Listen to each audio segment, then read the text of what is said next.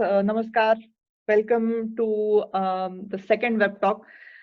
आज आपण महिला दिनानिमित्त दुसरा महाराष्ट्र मंडळ म्युनिकचा दुसरा वेब टॉक करतोय. 8 मार्च हा दिवस जागतिक महिला दिन म्हणून साजरा केला जातो. आणि या इतके वर्षात आपण महाराष्ट्र मंडळ म्युनिक तर्फे मार्चमध्ये नॉर्मली पाडवा किंवा अशा निमित्ताने भेटतच असतो. पण कोरोनाच्या काळात जेव्हा आपल्याला पर्सनली भेटता येत नाही, तेव्हा आम्ही असा विचार केला की वेबटॉकची हा जो नवीन उपक्रम आम्ही चालू केला आहे, त्याच प्लॅटफॉर्मवर म्युनिकमधील काही उद्योजिका आपल्या सगळ्यांच्याच ओळखीच्या आहेत त्या. त्यांनाही हा प्लॅटफॉर्म द्यावा आणि असंही माहीत आहे की बऱ्याच लोकांना इंटरेस्ट आहे स्वतःचे बिझनेस चालू करण्यात आणि परंतु माहीत नसतं की प्रोसेस काय आहे किंवा काय पेपरवर्क लागतं, काय गव्हर्नमेंटकडनं काही फायदा मिळतो का? तर ह्या सगळ्या गोष्टी आपल्याला माहीत नसतात आणि आम्हाला असं वाटलं की हा एक चांगला प्लॅटफॉर्म असेल एकतर शमिका आणि दीपा साठी टू इंट्रोड्यूस देअर बिझनेसेस आणि बाकी सगळ्यांसाठी त्यांचे काही क्वेश्चन्स किंवा जर माहिती हवी असेल त्यांना तर प्रश्न विचारून ती माहिती घेण्यासाठी. सो आजचा कार्यक्रम इन शॉर्ट असा आहे की सुरुवातीला शमिका थोडंसं तिच्या बिझनेस बद्दल सांगेल, which is forest and love. आणि त्यानंतर दीपाली तिच्या बिझनेस बद्दल सांगेल, DNG शॉप. आणि शेवटी मग आपण प्रश्न उत्तरांसाठी ओपन करूया. प्रश्न तुमचे जे असतील ते चॅट विंडोमध्ये तुम्ही लिहू शकता किंवा रेज हँड फंक्शन जे आहे त्याच्यानी तुम्ही ते प्रश्न विचारू शकता. तर एक महत्वाची सूचना किंवा इन्फॉर्मेशन की ही मीटिंग रेकॉर्ड केली जातेय, ज्याच्यानी आम्हाला पुढे जाऊन आपल्या वेबसाईटवर ती अपलोड करता येईल किंवा सोशल मीडियावरही शेअर करता येईल. सो जस्ट डेटा प्रोटेक्शन साठी सगळ्यांना सांगून ठेवतो की it is going to be uploaded and is going to be recorded. ठीक आहे. So the first person to talk is Shamika. तर मग I hand over the floor to हर.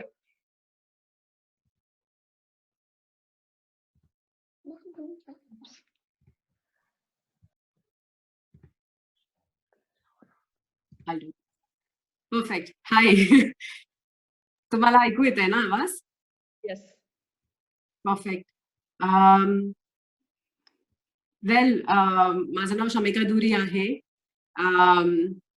आमची स्टार्टअप जर्नी 2017 मध्ये स्टार्ट केली आणि प्रॉडक्ट्स आमचे 2018 मध्ये लॉन्च केले.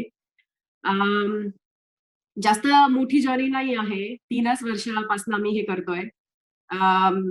जस्ट टू माय बॅकग्राऊंड, मी बरेच वर्ष सेल्स बिझनेस डेव्हलपमेंट मध्ये होते आणि त्याच्यानंतर मी आमचं स्वतःचा स्टार्टअप स्टार्ट करायच्या आधी 2 वर्षाआधी एका ब्युटी स्टार्टअप मध्ये जॉईन केलं आणि तिकडे माझा first experience of sales business development आणि how to launch a product, how to promote a product, how to find B2B partners, हे सगळं मी त्या स्टार्टअप मध्ये शिकले. To Rohit's background, he has been a financial controller. त्यांनी बरेच वर्ष कंपनीज लाईक गोल्डमॅन सॅक्स मध्ये काम केलं. त्याच्यानंतर ही चेंज हिज फील्ड आणि he change to SAP. Then he was an SAP BI consultant with Airport Munich before we started with Forest and Love. So पहिला वर्ष जेव्हा आम्ही आमचे प्रोडक्ट्स लॉन्च केले, that were aroma cushions. We started in 2018. Completely in house product होता आमचा, where we made everything by ourselves. म्हणजे filling the cushions in every aroma cushion we filled like 9 different types of herbs, spices, essential oils. So खूप intensive product होता. आम्ही आमचे मराठी म्हणतात तसे नोकरी धंदा सोडून नोकरी सोडून दोघं इंडियाला गेलो. तिकडे ऑफिस सेटअप केलं, प्रोडक्शन हाऊस सेटअप केलं, टेलर्स हायर केले, फिलिंगसाठी लोक हायर केली, ग्राफिक डिझाईन, वेब डिझाईन ह्या सगळ्यासाठी आमचा फर्स्ट स्टाफ हायर केला आणि आम्ही अरोमा कुशन्स बरोबर लॉन्च केलं. सुरुवातीसाठी डिफिकल्ट जर्नी होती, पण त्यात भरपूर शिकायला मिळालं. कारण हा खूपच डिफिकल्ट प्रॉडक्ट आणि हा खूपच डिफिकल्ट प्रोजेक्ट आम्ही स्वतःच्या अंगावर ओढून घेतलेला with our aroma cushions. Response जर्मनीमध्ये किंवा रादर युरोपमध्ये खूप चांगला मिळाला त्याच्यासाठी, कारण आम्ही जे करत होतो तसं कोणीच करत नव्हतं. त्यामुळे we did not have competition as such. इथे आपल्याला बघायला मिळतात की लव्हेंडर कुशन्स किंवा हॉप कुशन्स अशी असतात, पण एक्झॉटिक एवढ्या प्रोडक्ट्स बरोबर आणि 9 वेगवेगळ्या एलिमेंट्सला मिक्स करून, इसेन्शियल ऑइल्सला, प्युअर फॅब्रिक्सला मिक्स करून असं कोणीच करत नव्हतं. So we got a very good market entry in the sustainable segment. त्यानंतर 2019 was actually let's say a turning point for us, कारण we launched our copper water bottles in a trade fair. तो lifestyle trade fair होता इथेच म्युनिकमध्ये, it is called Trendset. तर तेव्हा आम्ही आमचे बॉटल्स लॉन्च केले आणि it was an instant success. Thankfully मार्केटकडनं खूप चांगला आम्हाला रिस्पॉन्स मिळाला. आम्हाला क्लायंट्स थँकफुली अरोमा कुशन्समुळे बेसिक क्लायंट्स पहिल्यापासून होते, पण कॉपर वॉटर बॉटल्स बरोबर वी लिटरली स्केल्ड, कारण तिथे सुद्धा आम्हाला फर्स्ट मोवर ऍडव्हान्टेज होता. बॉटल्स भरपूर होत्या सस्टेनेबल सेगमेंटमध्ये, glass bottles, stainless steel, aluminium, everything except plastic, सगळं बूम होत होतं तेव्हा. आणि सध्या सस्टेनेबिलिटी हा टॉपिक एवढा मोठा आहे युरोपमध्ये की when we launched with our copper bottles, everybody was literally in the lifestyle segment amazed की असा प्रोडक्ट पण असू शकतो. आणि ऍक्च्युली आपण बघायला गेलं तर आपण कॉपर बरोबर मोठे झालोय ना. So we really focused on how we pitch the product. आम्ही फार मिनिमल पॅकेजिंग यूज केलं. ते कॉपर बॉटल्स बरोबर तर झिरो वेस्ट पॅकेजिंग वर आम्ही फोकस केलं.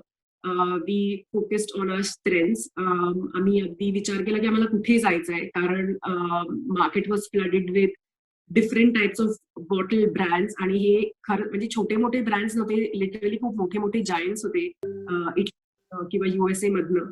So we decided to enter the fashion segment. आम्ही आमचे फर्स्ट सेल्स एजंट हायर केले आणि we were successful in the fashion segment with our copper bottles आणि glasses. September 2019, let's see, was a very challenging month for us in a good way. कारण आम्हाला असं वाटलं की ठीक आहे, आता आम्ही वी आर सॉर्टेड, आता मला माहितीये की आम्हाला काय करायचंय. We are going to go आणि let's say expand in the fashion lifestyle segment. आणि द लार्जेस्ट डिस्ट्रीब्युटर किंवा wholesaler from the organic segment त्यांनी आम्हाला कॉन्टॅक्ट केलं फ्रॉम जर्मनी.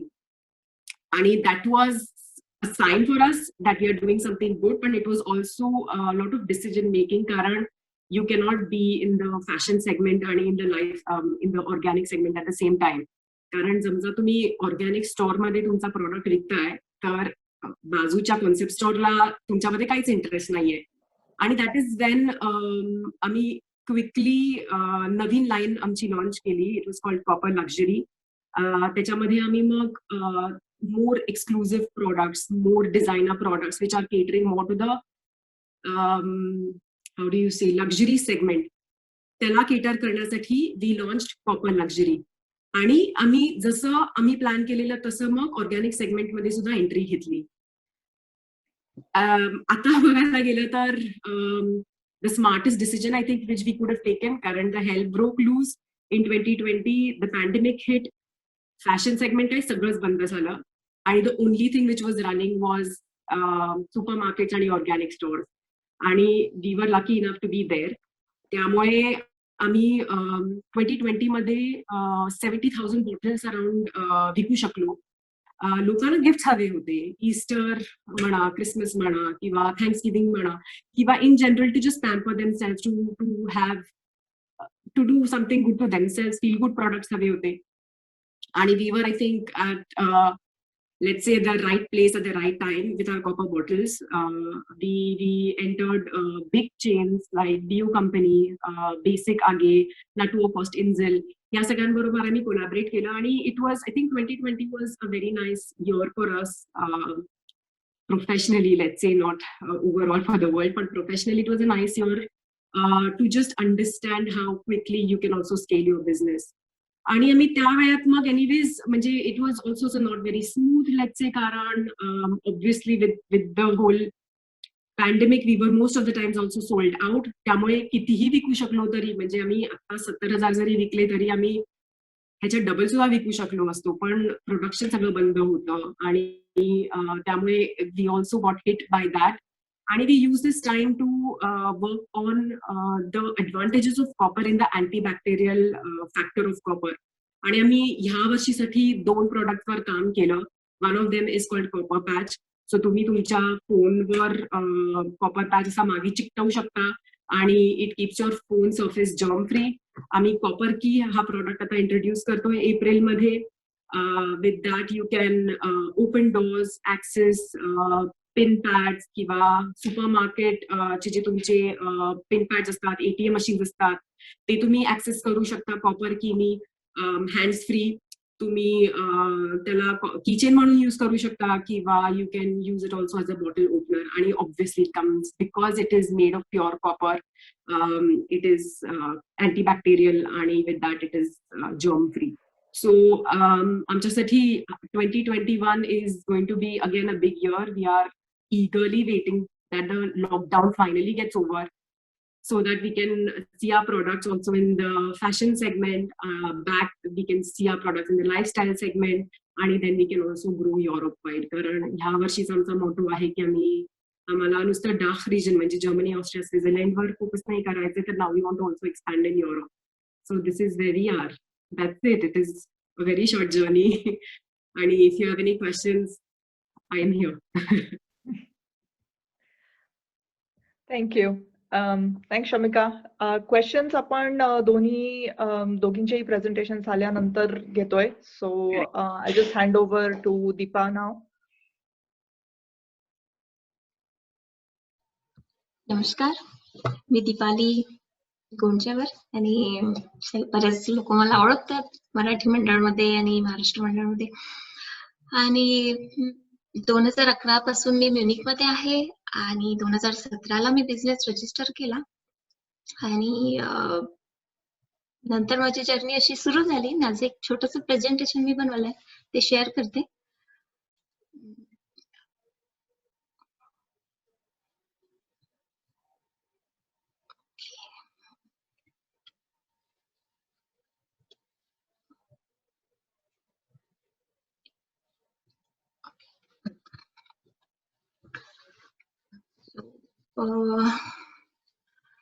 हे इम्पॉर्टंट पॉइंट्स मी काढून ठेवले आहे, जे मला बिझनेस रजिस्टर करताना खूप महत्वाचे होते. जसे प्रश्न मला पहिला हाच होता की मी बिझनेस करताना मी काय सेल करणार आहे किंवा मला कशात इंटरेस्ट आहे ते मी किंवा जर्मनीमध्ये कशाची म्हणजे आपल्याला सहजासहजी मिळत नाही किंवा मिळते तर खूप कॉस्टली. मग मला काय आणि सगळ्या स्त्रियांना ज्या साडी हा एक आवडता विषय आहे, तर मग साडी हा मी ठरवला आणि नंतर बघितलं इथे की कशी प्राइस आहे, त्याला डिमांड कशी आहे. तर प्राइस खूप होती आणि डिमांड पण आहे. सो मग त्याने मी ठरवलं की साडी आणि इंडियन ज्वेलरी आपण सुरू करायला पाहिजे सुरुवातीला. मग नंतर बिझनेस रजिस्टर केला. मी ओबरश्लायझमला राहते, त्यामुळे मग मी राटहाऊस मध्ये आयन्झेल unternehmer म्हणून रजिस्टर केला, कारण की त्यात बिझनेस मध्ये मी एकटीच होती. नंतर फायनान्स आर्मकडून मला फॉर्म वगैरे आले, फ्रागेनबोगेन आले. नंतर ती प्रोसेस कंप्लीट झाली. मग मी स्टायबेराटर सोबत, टॅक्स कन्सल्टंट सोबत मीटिंग घेतली आणि इथले रूल्स वगैरे काय असतात ते सगळं समजून घेतले. आणि मग मला इंडियाहून माझं प्रोडक्ट सगळं इंडियाहूनच येणार होतं. मग मला ते इम्पोर्ट करायसाठी एक EORI नंबर लागतो, तो त्यासाठी मी रजिस्टर केलं. आणि तो रजिस्टर केल्यानंतर आपल्याला कस्टम तर लागतोच, पण आपला कस्टम मध्ये झोलमध्ये प्रोडक्ट तिथेच राहत नाही. ते आपलं रजिस्टर केल्यानंतर ते आपल्याला लेटर पाठवतात, तुम्हाला इतकं कस्टम लागलेलं आहे, ते आपल्याला प्रोडक्ट आपले जे कुरिअर आहे ते घरी पाठवतात. सो ते झाल्यानंतर की सप्लायर म्हणजे मला कुणाकडनं माझा प्रोडक्ट्स घ्यायचे आहे हे मग मी सर्च केले. बऱ्याच जणांनी मला सॅम्पल प्रोडक्ट्स पाठवले. त्यानंतर आम्ही डिसाईड केलं की कोणाकडून आपण प्रोडक्ट्स घ्यायचे आणि मग ते सुरू केलं. तसं एकच सप्लायर नाही आहे, बरेचसे आहे जे मला प्रोडक्ट्स पाठवतात आणि आता मला पण त्यांच्यावर विश्वास झाला आहे की नाही, चांगले प्रोडक्ट्स आहे. मग प्लॅटफॉर्म पाहिजे होता की कुठे आपण सेल करायचं, म्हणजे की ओळखीचे लोक किंवा आपले फेसबुक हे इतक्या लिमिटेड मध्ये न राहता पूर्ण जर्मनीमध्ये किंवा युरोपमध्ये पण आपण आपलं सेल करू शकू, म्हणून आम्ही eBay, Amazon वर रजिस्टर केलं. तर त्यामध्ये eBay आणि Amazon मध्ये आम्हाला eBay वर खूप छान रिस्पॉन्स मिळाला, अजूनही छान आहे. सो तिथे आम्ही रजिस्टर केलं. eBay वर पण अकाउंट आहे, पण आता सध्या पॉजवर आहे. सो त्याचे चार्जेस वगैरे सगळे आम्हाला कसे वाटले आणि मग त्यानंतर आम्ही सुरू केलं.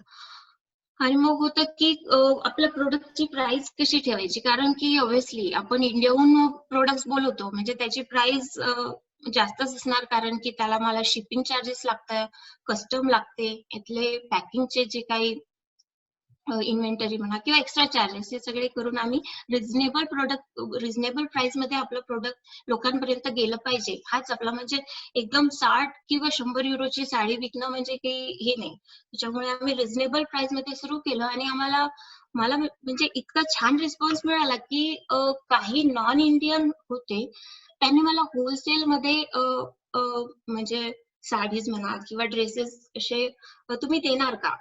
तर तसं पण मी होलसेल मध्ये पण मग सुरू केलं आणि अजूनही सुरू आहे. बरेचसे असे आहे की बांगलादेशी असो किंवा नेपाळी, हे लोक माझ्याकडून होलसेल मध्ये एकाच्या 10 किंवा 12 अशा साड्या किंवा ड्रेसेस किंवा इतरही जे प्रोडक्ट्स आहेत ते घेतात.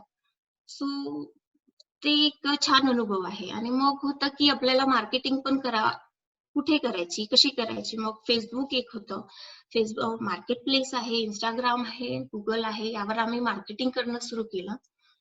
आणि हळूहळू लोक म्हणजे इंटरेस्ट त्यांचा वाढत गेला. आणि पॅन्डेमिक मध्ये तर बरेच लोक इंडियाला गेले नाही, त्यामुळे त्यांनी पण अप्रोच केला की तुमच्याकडे हे आहे का किंवा तुम्ही आम्हाला हे बोलवून देणार का, असं अजूनही हे सुरूच आहे. म्हणजे ज्यांना काही असं हवं असतं की लेहेंगा म्हणा किंवा किड्स वेअर, तर मग ते मी ट्राय करते की आपल्याकडे आपण त्यांच्यासाठी अवेलेबल करून दिलं पाहिजे ते. आणि आता 1 वर्ष जवळपास दिवाळीच्या आधीपासून आम्ही आमच्या वेबसाईटवर काम करणं सुरू केलं, कारण की eBay वर, Amazon वर चार्जेस एक्स्ट्रा पे करावे लागतात.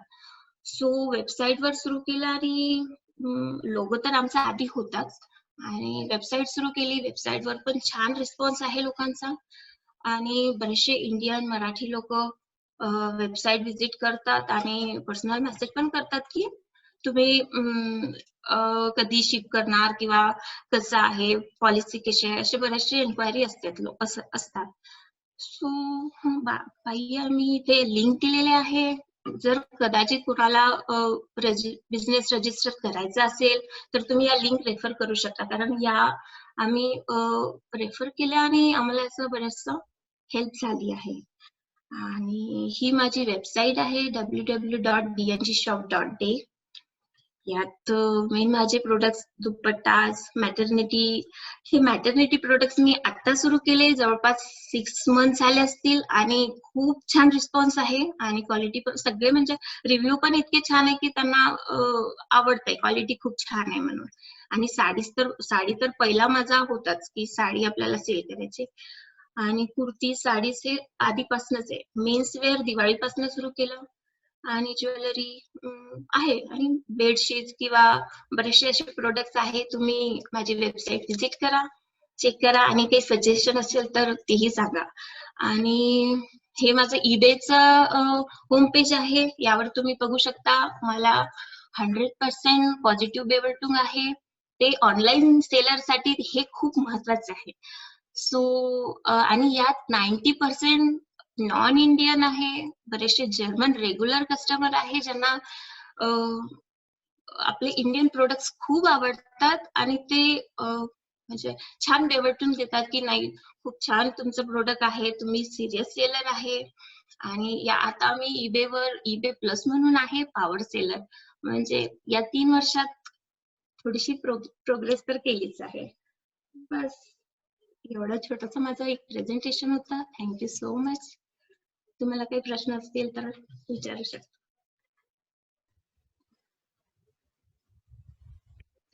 थँक्यू दीपा. आणि हा, महाराष्ट्र मंडळ आणि इसी कमिटीला खूप खूप धन्यवाद, ज्यांनी ही संधी दिली. आणि बऱ्याच लोकांना, बऱ्याच मराठी लोकांना पण माहिती नाही की इथे शॉप आहे आपल्या इंडियन प्रोडक्ट्स किंवा साडी किंवा ड्रेसचं. सो परत एकदा खूप खूप थँक्यू. आणि सगळ्यांना ही विनंती की तुमच्या इंडियन नॉन इंडियन फ्रेंड्स सोबत शेअर करा. आणि येस, काही जर तुम्हाला प्राइस जास्त वाटत असेल तर मला पर्सनल मेसेज करा. मी आहे. Thank you.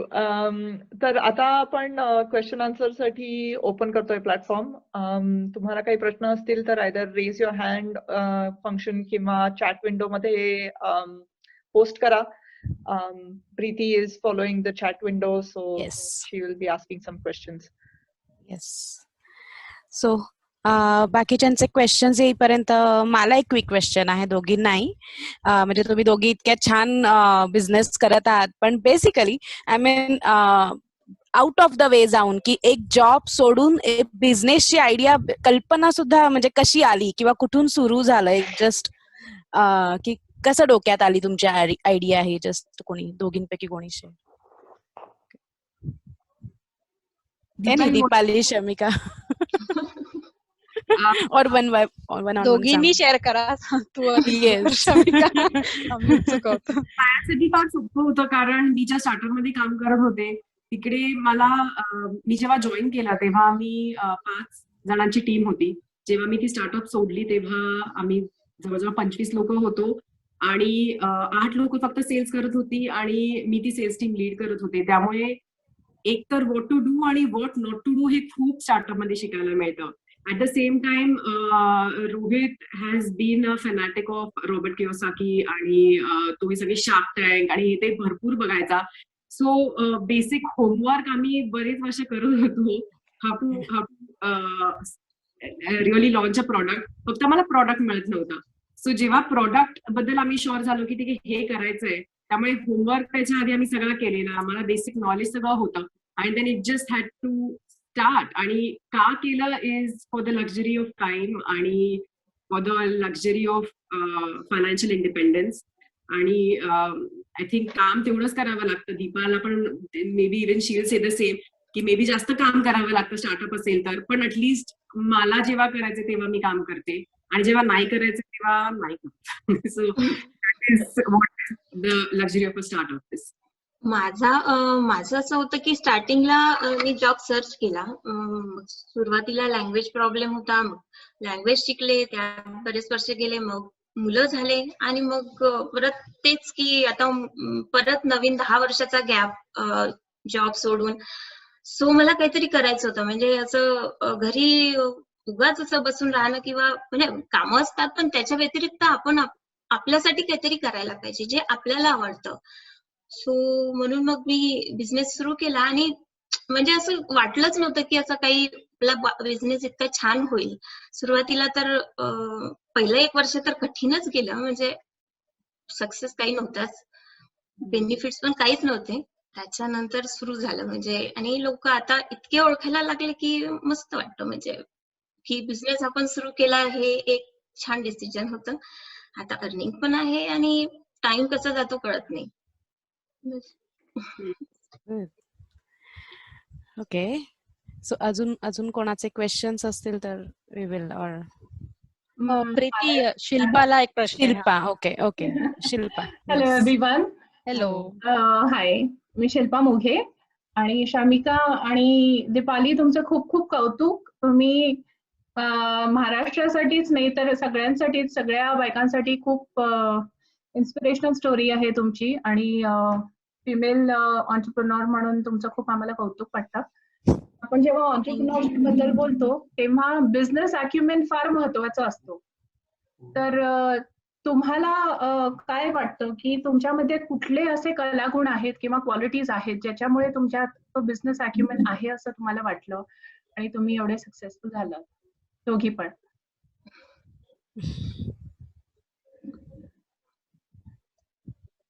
Shamika Tu okay. I think जेव्हा मी म्युनिकला पहिल्यांदा आले तेव्हा मला कुठलाही जॉब हवा होता की काहीतरी करायचं, just for the sake of it असं होतं. आणि हळूहळू आपल्याला कळत पण नाही आपल्यात काय क्वालिटीज आहेत, पण जसे तुम्हाला लाईफ चॅलेंजेस देत जातात तसे तसे तुम्ही डेव्हलप होत जाता आणि नंतर कळतं की अरे हे तर येत आहे की. आणि स्पेशली एज विमेन आपण स्वतःला काय माहिती का आपण समहाव खूप कमी लेखतो बरोबर. किंवा तुम्ही मीटिंग मध्ये असलात किंवा काय. आणि बऱ्याच वेळेला मी ज्या ज्या कंपनीमध्ये जॉब केली तेव्हा मला असं रिअलाइज झालं की माय व्हॉइस मॅटर्स किंवा मी जे बोलते ह्याच्यात लॉजिक आहे. आणि नंतर तो कॉन्फिडन्स येत गेला कारण I was giving the same strategies आणि ideas in any company where I was working जो माझा मेल कलिग देत होता. आणि त्याच्यानंतर रिअलाइज झालं की हे मलाही जमू शकतं. आणि स्पेशली ज्या स्टार्टअपमध्ये मग मी लास्टला जॉब केला त्या स्टार्टअपमध्ये 2 वर्षात to scale a business from 500,000 to 3 million जे आम्ही 2 वर्षात अचीव्ह केलं त्या स्टार्टअपमध्ये, तिथे खूप शिकायला मिळालं. आणि त्यानंतर कॉन्फिडन्स वॉज देअर. आणि Wien you have somebody like Rohit by your side who is so good in numbers, तर मग I think that was a sine for me की ठीक आहे इथे इट इज इझी ऍक्च्युली. आणि मला तरी असं वाटतं की if you have a good product कोणीही असं करू शकतं. म्हणजे आणि यू गर्ल्स म्हणजे शिल्पा किंवा वैदय किंवा you girls have been my inspiration. म्हणजे तुम्ही तुमच्या फील्डमध्ये सुद्धा जे काही केलंय इट इज रिअली इन्स्पायरिंग. आणि if you can do it, Vaidya can do it, आणि all of us it's I think it's easy. In Germany it is very very easy. Yes.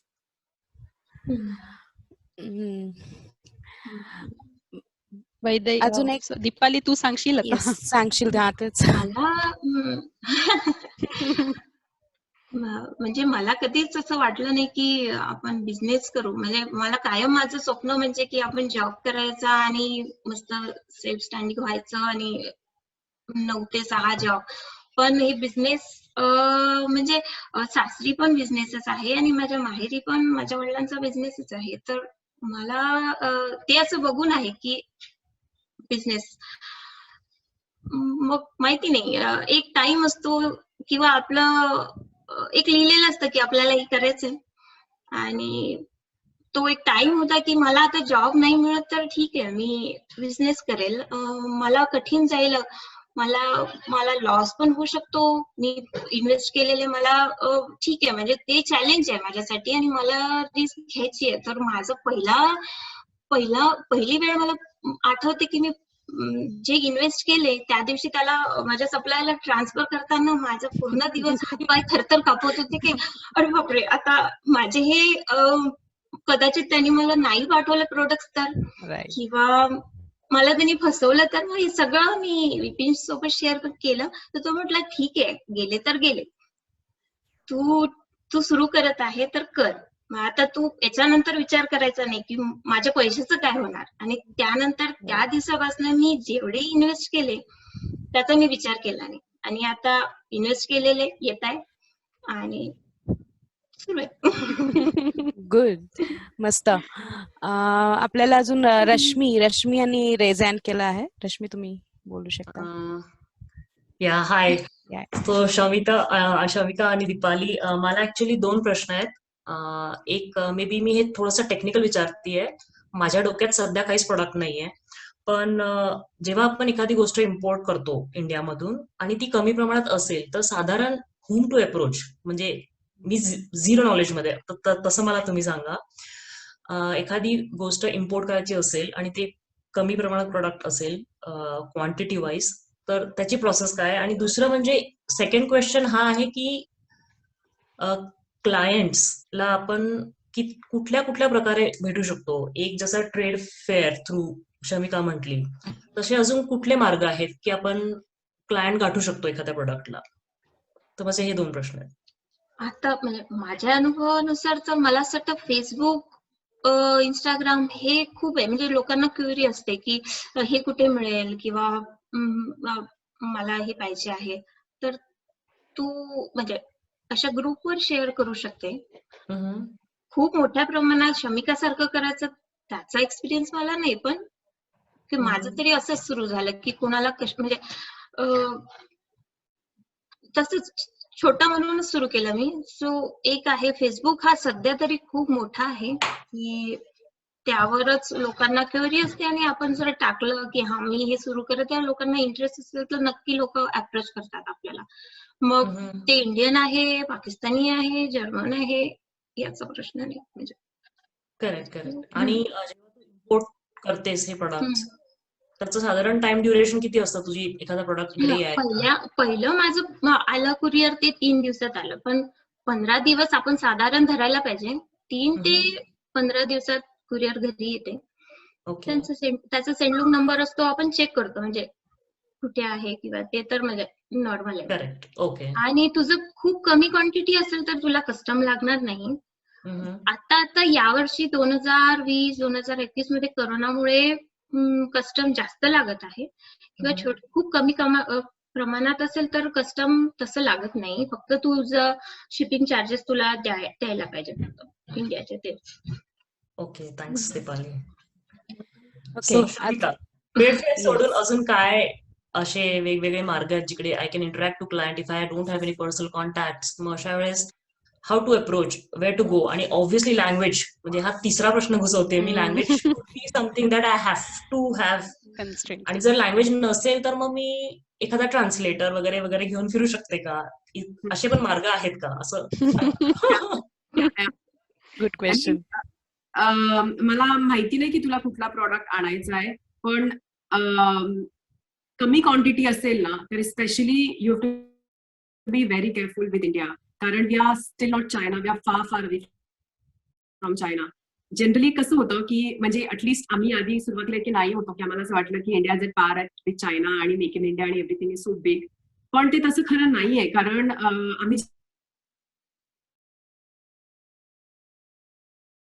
simply thought like we are going to do business like how people do it in China. इंडियामध्ये manufacturer बघायचा, तो आपला logo छापणार आणि आपल्याला product देणार. रोहित आणि मी 2000 bottles उघडून त्या बॉटल्स क्लीन केल्या. We were so badly cheated, म्हणजे रिअली मला त्या बॉटल्स बघवल्या नाहीत नंतर. आणि this happens, the smaller you want to order the more you get cheated. त्यामुळे when you are ordering products, अजिबात पहिले कुठलीही ऑर्डर देऊ नकोस. At least my experience would say that पहिले सॅम्पल प्रोडक्ट्स मागव. You don't have to get money, पण तुझ्या इंडियन ऍड्रेसवर सॅम्पल प्रोडक्ट्स मागव, त्याची क्वालिटी बघ. मेक शुअर की तू एक सप्लायर नाही मल्टिपल सप्लायर्सना अप्रोच करतेस, कारण प्रत्येकाची क्वालिटी वेगळी असते. आणि सुरुवात as soon as you set up your base, get in to production. म्हणजे आम्ही सुद्धा कॉपर बॉटल्स आता को प्रोड्यूस करतो. आम्ही कुठल्याही कंपनीवर डिपेंडेंट राहत नाही, so that we can guarantee की we produce 99.7% TUV certified copper. कारण इकडे इतके प्रश्न विचारतात आणि everybody is use to the Chinese quality in a positive sense. म्हणजे आता China is become so amazing की when you place an order there, तुम्हाला माहितीये की असं अमेझिंगली पॅक्ड क्वालिटेटिव्ह प्रॉडक्ट तुम्हाला डिलिव्हर होणार आहे. आणि we are unfortunately not that far, we are still in a transitional phase. आणि हे फॅक्टर इन कर. सेलिंग मध्ये we have never sold end to म्हणजे एंड कन्झ्युमरला. Ours is only been B2B. आणि आय थिंक मी हे बऱ्याच वेळेला आपण सांगितलंय फ्रेंड्स मध्ये की B2B खूप सोपं आहे B2C पेक्षा, अटलिस्ट फॉर मी. कारण तुम्हाला जर्मनीकडनं खूप सपोर्ट मिळतो.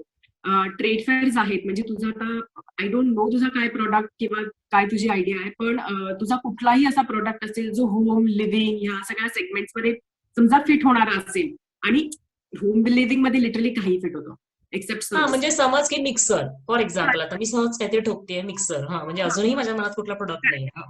Correct. So let's say mixer, तर it can fit into home living section. तर there are 2 trade fairs in Germany. One is called Trendset, it happens in Munich, and the second one is called Nordsteel, and that happens in Hamburg. बाकी पण trade fares आहेत, आम्ही सगळीकडे part घेऊन पैसे घालवलेत, नका घालू. There are only these two, Trendset आणि हॅम्बर्ग मधला नॉर्थ स्टील. तर हे 2 ट्रेड फेअर्स वर्षातनं 2दा होतात. म्हणजे ट्रेंडसेट 2दा होतो आणि नॉर्थ स्टील 2दा होतो. आणि दे आर 2दा का होतात, तर एकदा त्यांचं असतं विंटरसाठी जो समरमध्ये होतो आणि समरच्या प्रोडक्टसाठी जो विंटरमध्ये होतो. आणि 2 times you are allowed to participate there by paying a minimal fee of €500, जिथे तुम्हाला अख्खाच्या अख्खा ट्रेड फेअर बूथ पण ते देतात. सो तुमचा लोगो छापून मागे आणि सगळं बेसिकली लाइटिंग आणि हे सगळं करून all what you have to do is go there आणि जस्ट प्रेझेंट युअर प्रोडक्ट्स. आणि ते 2 ट्रेड फेअर्स म्हणजे तिथे लिटरली सगळे लाईफस्टाईल सेगमेंट मधले, होम लिव्हिंग मधले, गिफ्ट मधले सगळे रिटेलर्स येतात. आणि if you get very lucky तर मग you also have an opportunity की स्काउट माइट कम किंवा कास्टार्ट, ते एकच आहेत, पण लाईक दे माइट कम आणि अप्रोच यू, किंवा a big somebody like Ludwig Beck किंवा Kustaman, they might just come and approach you. So ते पण येतात, फक्त anonymously येतात आणि they only approach you if they really like your product. So these are the big platforms. खर्च काहीच नाहीये, just €500 पण त्याच्यासाठी इझिली निघतात if your product is good. आणि समजा नाही वर्कआउट झालं तर यू नो की your product is not working for this market. आणि that is these 2 are the best test. बाकी आम्ही कुठेच इन्व्हेस्ट केलं नाही, कारण वी वर सेल्फ फंडेड. त्यामुळे आम्ही कुठल्याही मार्केटिंग ऍक्शन्स मध्ये इन्व्हेस्ट केलं नाही, ना फेसबुक मार्केटिंग केलं, ना कुठलं गुगल मार्केटिंग किंवा अमेझॉनवर काही नाही केलं, कारण वी कुडंट अफोर्ड इट. आणि वी जस्ट सेड की either our product sells for itself किंवा we are doing something wrong. आणि फीडबॅक ट्रेड फेअर्स मधनं खरंच ऑनेस्ट मिळतो थ्रू द रिटेलर्स.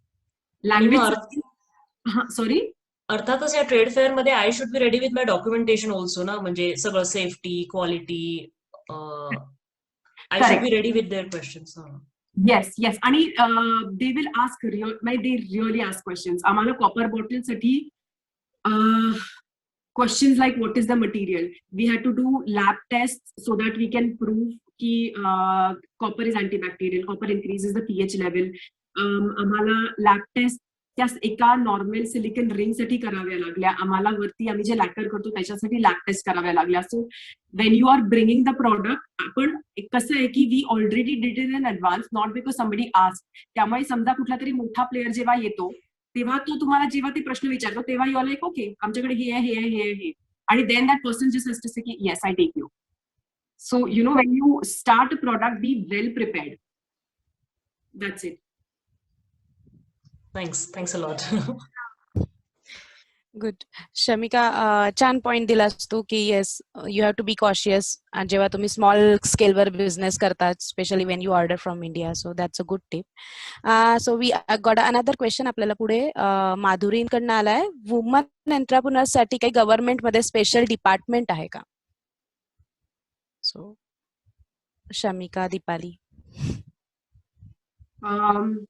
वेल, मला नाही माहिती आहे की नाही, पण तुम्हाला जसं ग्रुंडुंग सुशूस म्हणून एक कॉन्सेप्ट आहे. It is like you get your unemployment benefit for 1 year. तर तुम्हाला 1-on-1 तेवढंच मिळतं if you go with a strong business plan to buy some, आणि if you can convince them, आणि ते इझिली कन्व्हिन्स होतात की तुमच्याकडे you have a working business plan आणि तुमचे लास्टला तुमचं बॅलन्स शीट पॉझिटिव्ह आहे, तर दे गिव्ह यू ग्रुंडुंग सुशूस for 1 year. In India I don't know, कारण we never applied in India. Okay. So जेव्हा आपण एखादा काही असा बिझनेस सुरू करतो, समजा आता शमिका तुझा जसा मोठ्या स्केलमध्ये बिझनेस आहे, सो मग तुम्हाला तिथे काही असं जॉब क्रिएशन्स दाखवावे लागतात का, किंवा like you are taking people, असं काही कंपल्शन आहे का, की कसं? नाही, असं काहीच नाहीये. ओके. आणि दीपालीसाठी माझा अजून एक क्वेश्चन होता. सो आता जसं तू सगळं ऑनलाईन करत होतीस, तर करोनाच्या या पॅन्डेमिक इयर मध्ये हाऊ वॉज युअर एक्सपिरियन्स, म्हणजे कसं होतं सगळं? आय मीन त्याचा किती इम्पॅक्ट आला, की इंडियातनं सगळं यायचं पण, आणि किंवा तुला वेळेत डिलिव्हरी झाल्या का? How it was positive, negative, how it was? Corona pandemic time हा तर म्हणजे चॅलेंजेस होतं एक की सुरुवातीला तर वाटलं की नाही आपलं ठीक आहे, काही होणार नाही यावर्षी सेल, ठीक आहे. आणि तसं सुरू होतं की फंडिंग वगैरे हे, पण नंतर की ऑनलाईन असल्यामुळे इंडियाचे प्रोडक्ट किंवा लोक बरेचसे इंडियाहून पण घेतात, सो इंडियाचे प्रोडक्ट येणं बंद झाले. सिंगल प्रोडक्ट म्हणा तसे माझे कुरिअर येत होते, पण सो एकदम माझा बिझनेस खूप वाढला. म्हणजे दिवाळीच्या आधी पण, दिवाळीत तर होताच, नॉन इंडियन इंडियन लोकांनी माझा जेवढा स्टॉक होता माझ्याकडे तो बराचसा त्यातला गेला. म्हणजे मला एक छान होतं, म्हणजे माझ्यासाठी, माझ्या बिझनेससाठी एक स्टेप मी पुढे गेली होती. सेल माझा छान झाला ईबेवर किंवा वेबसाईटवर. मग आणि दिवाळीमध्ये पण बरेचसे इंडियन लोक इथेच असल्यामुळे, इंडियाला गेले नसल्यामुळे पण छान होतं. म्हणजे मला निगेटिव्ह असं काही नाही. पॅन्डेमिक मध्ये मला अजून म्हणजे मला त्याचं बेनिफिटच होतं. म्हणजे मस्त. ओके. ते एक सगळ्यात महत्वाचा प्रश्न असतो लँग्वेजचा कन्स्ट्रेंट. आणि एवढे प्रोसेसेस आहेत किंवा टॅक्स कन्स्ट्रेंट, टॅक्सचा प्रोसेस आहे, रजिस्ट्रेशनचा, import export. How did you face it? Did you face any tax language constraint? Sorry, दोघांनाही. म्हणजे मला तरी वाटतं की बेसिक आपल्याला यायला पाहिजे, की बरेचसे जर्मनमध्ये असतात ते आपल्याला समजायला पाहिजे. प्रत्येक वेळा आपण गुगल ट्रान्सलेट असं यूज करू शकत नाही. म्हणजे मला तरी बरेचदा असं झालंय की आपल्याला म्हणजे बेसिक तर येतेच, ठीक आहे, पण यायला पाहिजे, थोडीफार तरी असायला पाहिजे. किंवा मग ज्याला येते त्याला आपण थोडं सोबत ठेवाय, कुठे जायचं असेल किंवा ऑफिसमध्ये किंवा रजिस्ट्रेशन करताना ज्याला येते त्याला सोबत नेलं तर मग हेल्पफुल होईल. कारण इथे सगळंच या लोकांचं माहितीच आहे की जर्मन, तुम्ही या कंट्रीमध्ये राहतात तर तुम्हाला जर्मन येणं आवश्यक आहे. सो आणि ईबेचे कॉल वगैरे असतात किंवा इन्क्वायरी असतात, तर ते लोक जर्मन मध्येच ईमेल करतात किंवा कॉल करतात. मग आपल्याला प्रिपेअर असायला पाहिजे की हा मला येत नाही असं म्हणताच येत नाही. जसं येईल तुटकी फुटकी आपण बोलायची, म्हणजे फेस करायचं. सो येस, जर्मन तर महत्वाची आहेच. सो लँग्वेज येणं इम्पॉर्टंट आहे. शमिका, आय जस्ट मिस्ड, इंडियामध्ये बिझनेस रजिस्ट्रेशनला साधारण किती कालावधी लागतो? त्या प्रोसेसला किती फास्ट आहे, किती स्लो आहे? वेल, आमची एक्सटेन्सिव्ह होती प्रोसेस, कारण आम्ही नुसतं एक्सपोर्टर म्हणूनही रजिस्टर केलं, पण आम्ही मॅन्युफॅक्चरर म्हणून पण रजिस्टर केलं. प्रोसेस लॉंग आहे, म्हणजे you have to at least give it 2.5 months.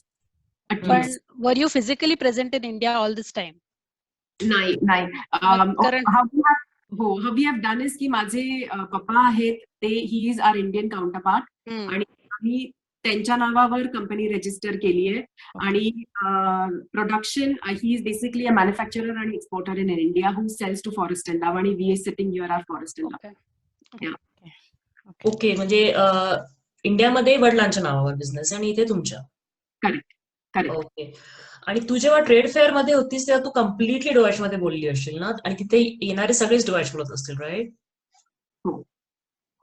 Mean it depends तुमचे क्लायंट्स कोण आहेत किंवा तुमचा what you want to do. If you are just giving an example, समजा तुम्हाला डबा सर्व्हिस स्टार्ट करायची, तर you do not need German. That is also a fantastic business, but it is catering to a very different audience. If you want to really cater to European audience, then you need to know your client very well. आणि मग language, नुसतं language नाही, पण you have to really know as well की त्यांना काय पाहिजे. म्हणजे आय जस्ट टेल यू, आम्ही एक चूक केलेली की सुरुवातीला ना आम्ही खूप इंडियन थिंक करत होतो. म्हणजे कसं की पॅकेजिंग मध्ये फार इंडियन थिंक, कलर्स ब्राईट किंवा काय, आणि व्हेरी क्विकली वी रिअलाइज की असं नाही चालणार. If you are selling to a European audience, your packaging, your structuring of business, your story, तुमची branding story, it all has to be in line with the customer you are catering to. आणि आता for example कोणाला त्या textile मध्ये यायचंय आणि आता कुठले तरी ॲक्रिलिक किंवा पॉलिएस्टरच्या गोष्टी विकायचा प्लॅन असेल, गेट इट. कारण इथे it is all about sustainability, it is all about quality of product आणि then you need to know your customer. म्हणजे त्याच्यासाठी तुला लँग्वेज लागते. आणि if you have a good product ना, तुला लँग्वेजचा काही नाही, म्हणजे खरंच काही नाहीये. There are so many Chinese, Japanese people who are taking part at these trade fairs आणि selling. If the product is good, लोकांना काही फरक नाही तू पडत की तू कुठली भाषा बोलतेस. आणि इंग्लिश वी ऑल नो, त्यामुळे इंग्लिश मध्ये जमतं. ओके. अभिजित चिंत्रेंचा Yes, प्रश्न आहे. So you can ask your question Abhijit. Yes, thank you. दोघींचं अतिशय मनापासून कौतुक, कारण एवढं सगळं भारतातून इकडे येऊन या सगळ्या गोष्टी करायच्यामध्ये धाडस आहे, ऑनेस्टली स्पीकिंग. सो अति congratulations to both of you and good luck. माझा दोघींना प्रश्न असा आहे की जसं आपल्याकडे इंडियामध्ये जेव्हा आपण कुठल्या एखाद्या फॉरेन कंपनीला किंवा इन्व्हेस्ट करायला लावतो, तेव्हा देर इज अ 50-50 किंवा 51-49% ऑफ द शेअर होल्डिंग म्हणा किंवा एनी स्टार्टअप. तर इथे असं या दोघींपैकी कोणाला असं काही करावं लागलं का, की did you have to have some German investor किंवा कोणी जर्मन पार्टनर घ्यावा लागला का, it is all on your own? नाही, थँक गॉड नाहीये. गुड. थँक गॉड असं नाहीये. You know, we are as thankfully we are living in Germany, where the rights of a foreigner and a German are equal. And yeah, that is a good advantage. That's really nice. आता मग काय त्यांच्या condition प्रमाणे किंवा त्यांच्या पण conditions आपल्याला लक्षात घ्याव्या लागतात while doing business. Who like how they have Middle East किंवा Thailand. Correct. Especially Middle East. You have to have somebody, आणि त्याच्यात एम्प्लॉयमेंट मध्ये सुद्धा तुम्हाला काहीतरी 10%, 15% लोक त्यांचीच ठेवावी लागतात. Something of that sort. Yeah. आपल्याकडे अजून एक प्रश्न आलाय ग्रुंडुंग्स साठी. Do you need a business plan with a break even in X years? हा वैदेहीने रेस केला. वैदेहीचा question. So माझा I can read it out.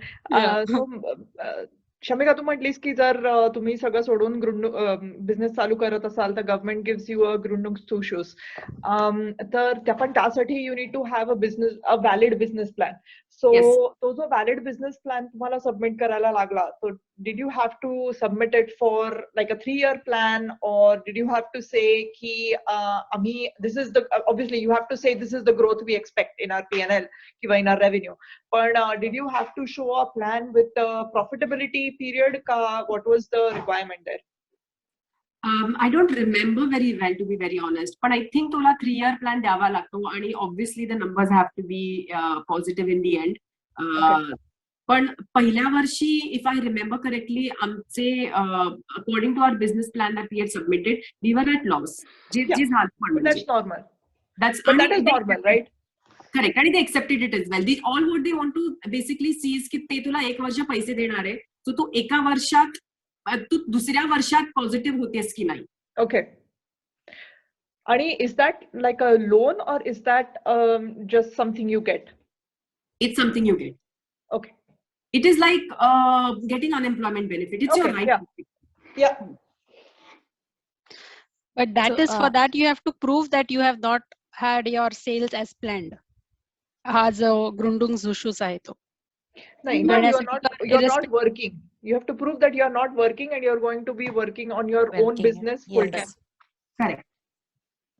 Okay, understood. नाही, पण for example, you have started your business in the initial years. तुम्हाला जसा expected होता तसा तुमचा रेव्हेन्यू ग्रोथ झाला नाही किंवा you all have not broke, you don't have the break even. In that case, काय सबसिडी मिळते टॅक्सेस मध्ये किंवा काय सपोर्ट मिळतो का गव्हर्नमेंट कडनं?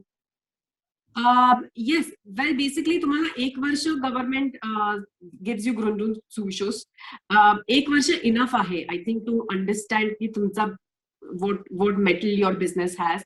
आणि if in 1 year you are not profitable, then I think you have to really question yourself. आणि त्याच्यानंतर समजा तुम्हाला अजून थोडा वेळ लागणार असेल किंवा काय, तर तुम्हाला टॅक्स रिबेट मिळू शकतो, पण tax rebate is on the profit that you make, आणि if you are not making profit, कोणता प्रॉब्लेम? So from 1 वर्षानंतर there is nothing.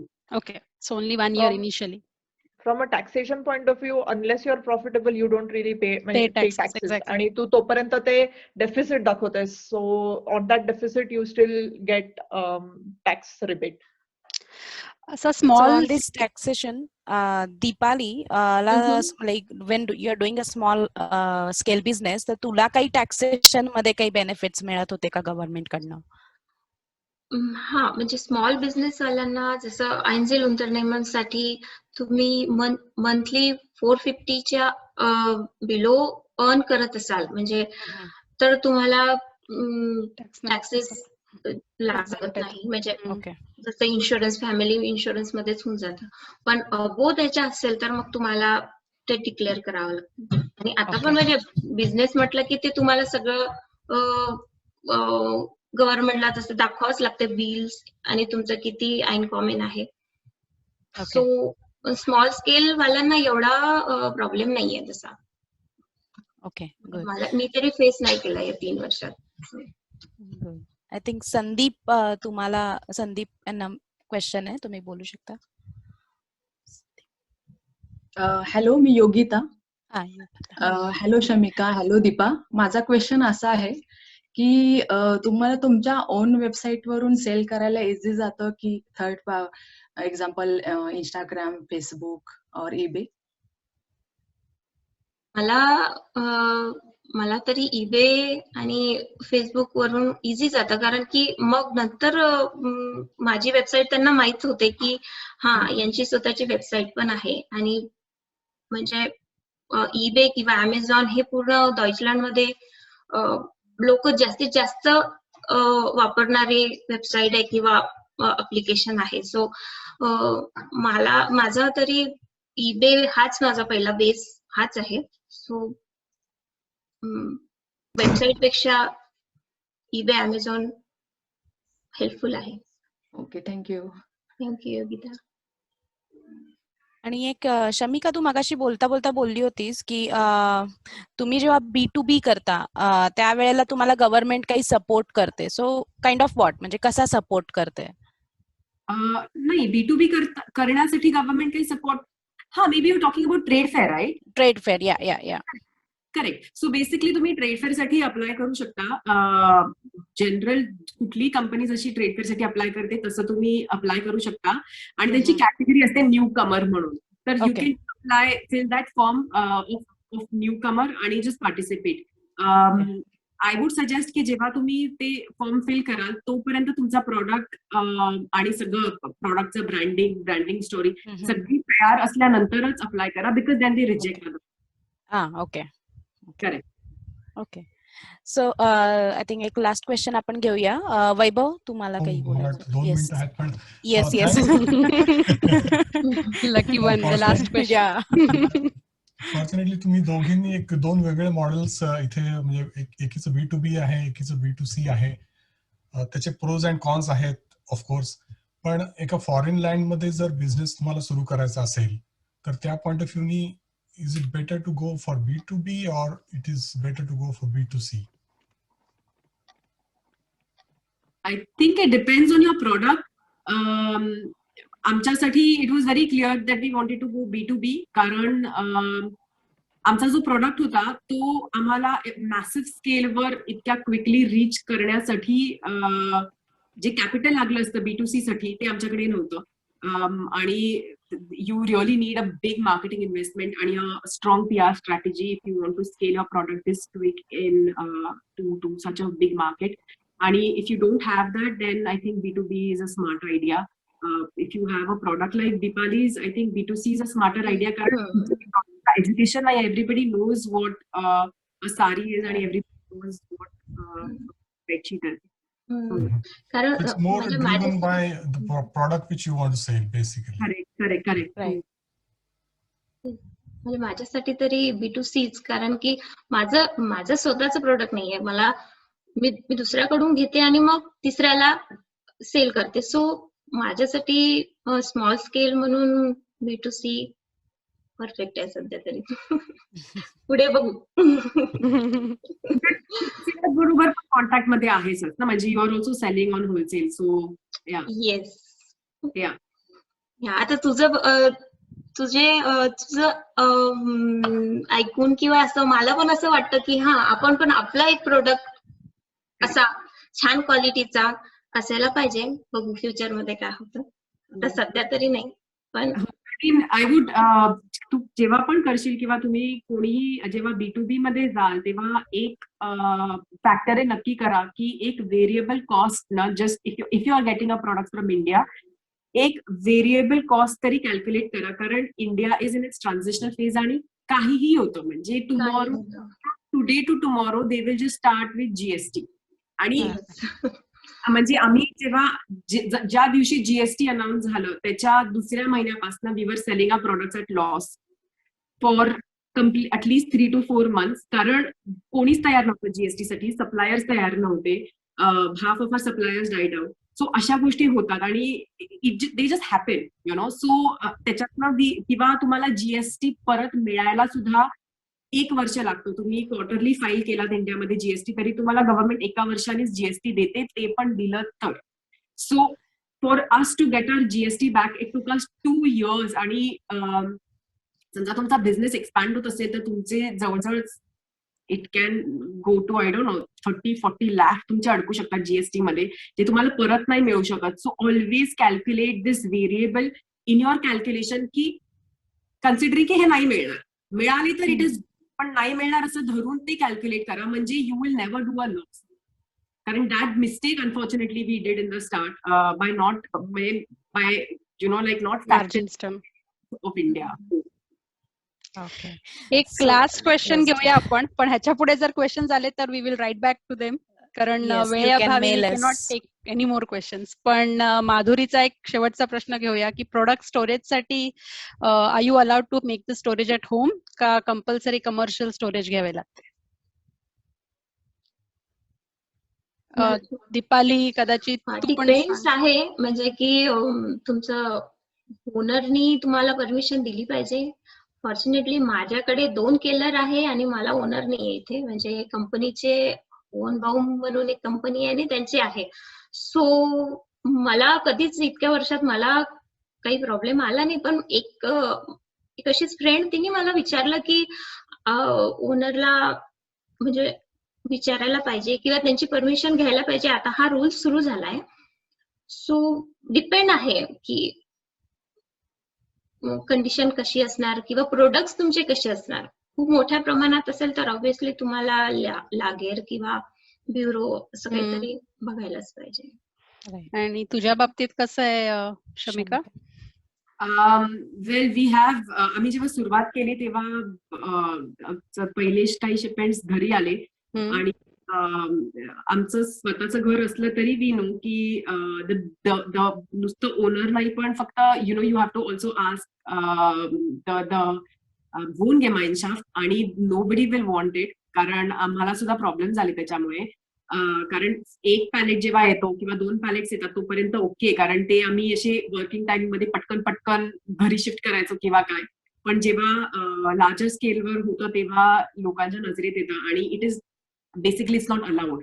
त्यामुळे आय थिंक द बेस्ट सुरुवातीसाठी just do makeshift option, don't invest in any larger किंवा काय, just do it at home जोपर्यंत matter escalate होत नाही. आणि when the matter is getting escalated which means you are doing well, so मग then you can take a larger. Yeah, धन्यवाद दोघींना. धन्यवाद.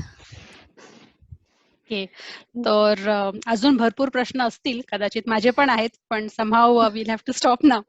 तर सगळ्यात पहिल्यांदा तुमच्या दोघींचे आभार. तुम्ही आमच्या विनंतीस मान देऊन इथे आलात, तर आमच्या सगळ्या प्रश्नांची उत्तरं दिली, मार्गदर्शन केलं. So many thanks. Maharashtra Mandal म्युनिकचे सुद्धा I would like to thank, कारण एवढा छान कसं म्हणता येईल व्यासपीठ दिलेलं आहे की आपण एकमेकांबरोबर गप्पा मारू शकतो, विविध टॉपिक्सवर डिस्कस करू शकतो. आणि सर्वात महत्वाचं म्हणजे तुमच्या सगळ्यांचे श्रोत्यांचे तुमचे आभार की तुम्ही एवढा छान प्रतिसाद देत आहात. ही वेब सिरीज चालू राहणारच आहे. पहिले 2 टॉपिक झालेत, पण जर तुमचे अजून कुठले असे टॉपिक्स तुम्हाला वाटतात की आपण इन्क्लूड करावे या डिस्कशन्स मध्ये किंवा या वेब सिरीज मध्ये, तर डू शेअर युअर सजेशन्स. आणि तुमचे फीडबॅक्स पण तेवढेच महत्वाचे आहेत, तर तुमचे अभिप्राय नक्की आमच्या बरोबर शेअर करा. तुम्हाला आमचा कार्यक्रम किंवा ही सिरीज, ही संकल्पना कशी वाटते आणि अजून काय इम्प्रूव्हमेंट करू शकतो का. आणि जसं वैदाईंनी सुरुवातीला सांगितलं तसं रेकॉर्डिंग तर केलेलंच आहे कार्यक्रमाचं, So it is always going to be available on the MMM website. आणि अजून जर काही प्रश्न असतील कोणाचे तर you can write us at mm.munich@gmail.com. तर लवकर भेटूया. Durga, just one thing, Abhijit Shinde बोलतो. दोघींच्या वेबसाईट जर दोघींनी आता चॅट विंडो मध्ये टाकल्या तर इट वुड बी हेल्पफुल, कारण त्या रेकॉर्डिंग मध्ये आहेत त्यांच्या, पण इथे जर चॅट विंडो मध्ये टाकता आल्या तर इट वुड बी हेल्पफुल. नक्की, that should be okay. पण एनिवेज PPTs पण आम्ही अटॅच करू विथ द रेकॉर्डिंग, आणि एनिवे शेअर होतच ते, आणि बाकीचे जे क्वेश्चन्स जर आले तर त्याचे आन्सर्स पण ऍज अ लिंक अपलोड करू. सो ज्यांनी आज हा कार्यक्रम अटेंड केला नाहीये त्यांच्यासाठी सुद्धा, आणि फॉर फ्युचर रेफरन्स सुद्धा it will always be available. तर नेक्स्ट टॉपिक घेऊन लवकरच येऊ. तोपर्यंत धन्यवाद आणि ऑफ विडझेन. Bye bye. धन्यवाद. Thank you so much. Thanks a lot Shamika आणि Deepali. Bye bye. Bye bye. Bye.